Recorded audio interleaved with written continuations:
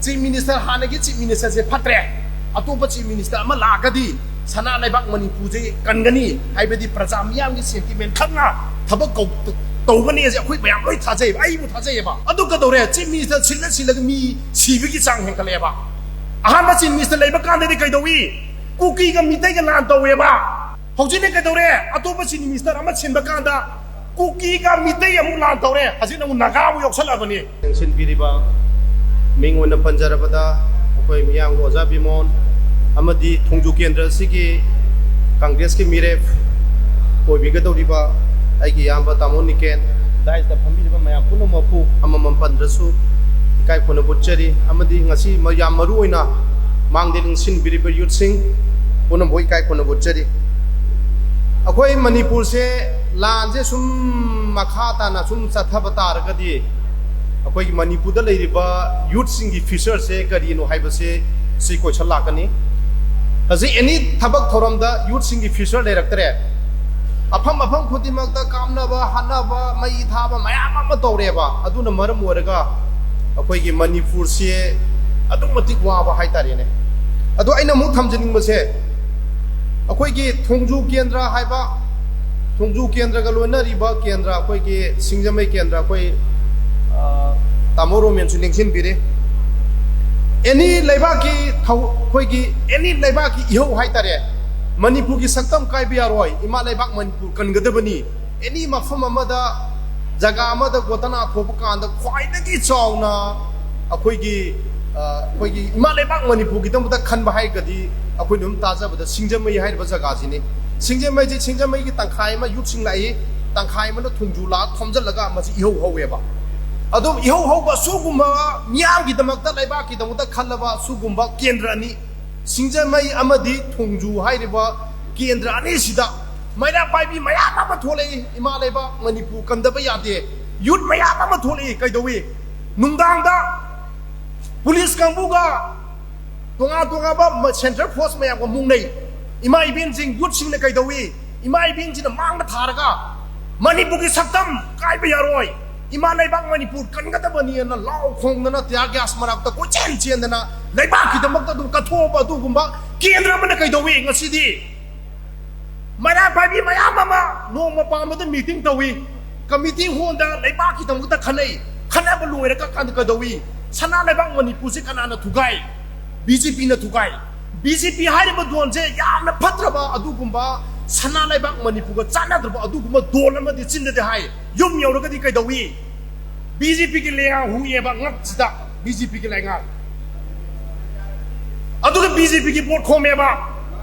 और करी आथनो इमा इबेन सिंह लेरिबा आइगी नुसिरबा यूथ सिंह चिन्न खुदका मानबियो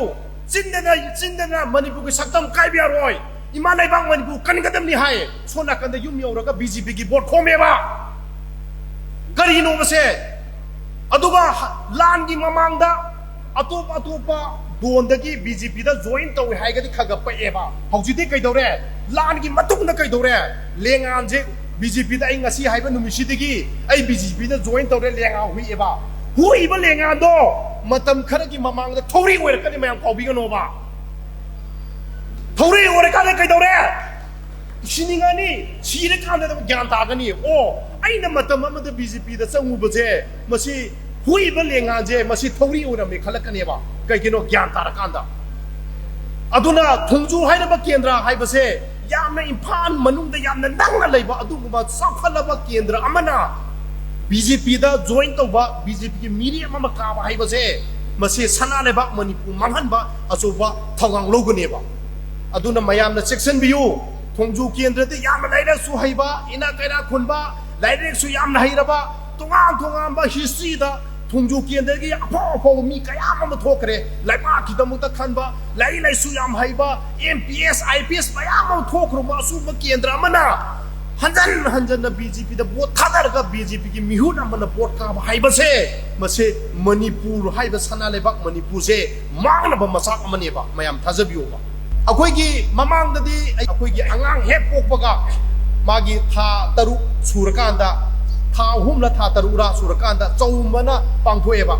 अंगांग जे पुथोनी लारिक थंगनी कोलम थंगनी थांग थंगनी योट थंगनी माना अपाम खललेबा ꯍꯧꯖꯤꯛꯇꯤ ꯑꯗꯨꯒꯤ ꯃꯇꯝꯗꯨ ꯅꯠꯇ꯭ꯔꯦ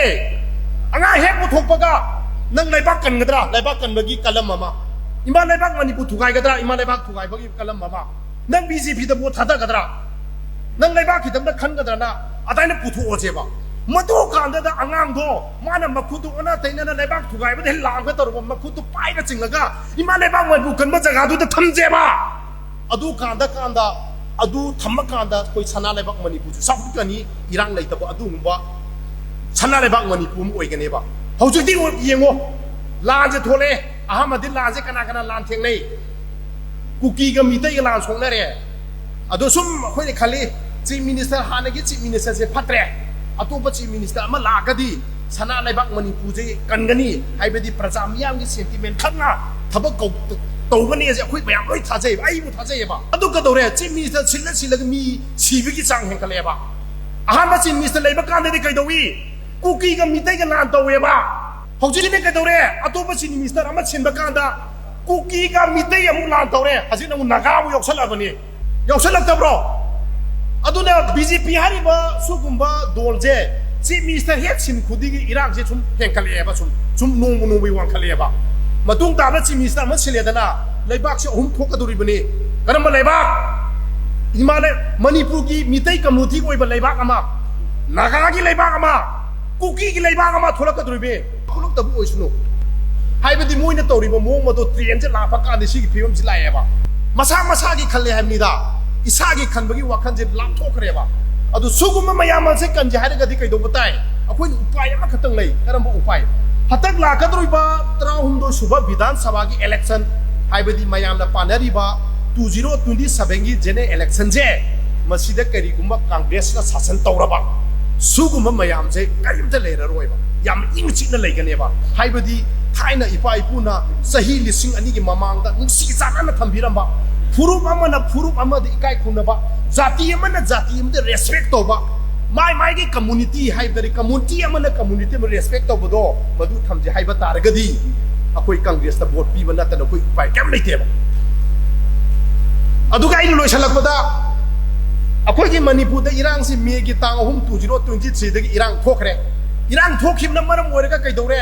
मी मयाम हजे छीदना मी मयाम रिली केमद लई खरा मन थीब खंगदरे हजे खरा मन अवाब फिबम द लई मणिपुर रिबा जाति पुनमक कोई बिजनेस खंगदि एनी हिरम खरमता कोइलास तार म कांद हजे कइदौवे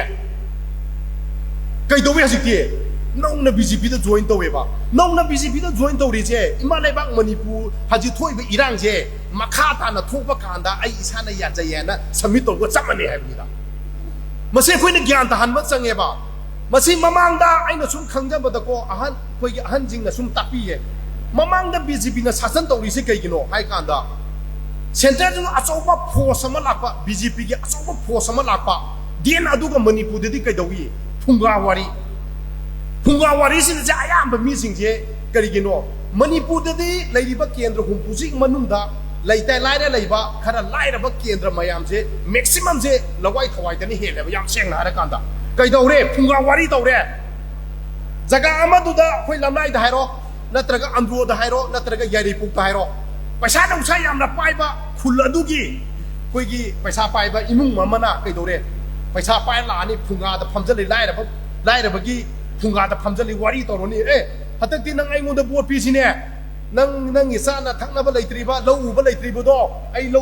उरगा पीबीगे हतक्ति नंग बीजेपी नुपी कैम तौरोनु आइगी मा येंगगा आइना हारिबा मिसक्तर बोट थादौना फुंगा कैंपेन तौवेबा सिने मरम ओरेगा जो अचौबा फैक्टर अमनेबा अदुन हजिक तौरे मणिपुर दा लेबा फुंगा कैंपेन तौरिबा मसागी दंगदा खनबा मीगी दंगदा खनदबा आई इसा नुंगाइरे खनबा आई मणिपुर काइगेरा काइरोगेरा आई तौबम थोबा खरा तौबिरदि यारे आईगी इसा लाइंग लिसिंग यांखै पीबा आईगी जिंग लेतबदा जिंग खरा पीबीबा आईगी इसा मापान लाइक तमदा पैसा खरा पीबे खरा फंगदी लोरे मणिपुर काइगेरा काइरोगेरा आई पैसा खरा फंगगदी आई अदुम बीजेपी द वोट पीगन हाइबा कांबुजु लेरी हाइबा सुगुम्बजे अखोइना वन बाय वन मसी ज्ञान ताहनबा मचंगेबा मसांग हाकी नुंगाइबा खनमन मन ओरगा तुंगदा हौरदिबा मागी मसा मसुसिंग मरुओइना थुंगदु केंद्र लेरिबा युथ सिंजे सिगे तुंगी फिचर से कइनोना इमा इपा दा हंबियोबा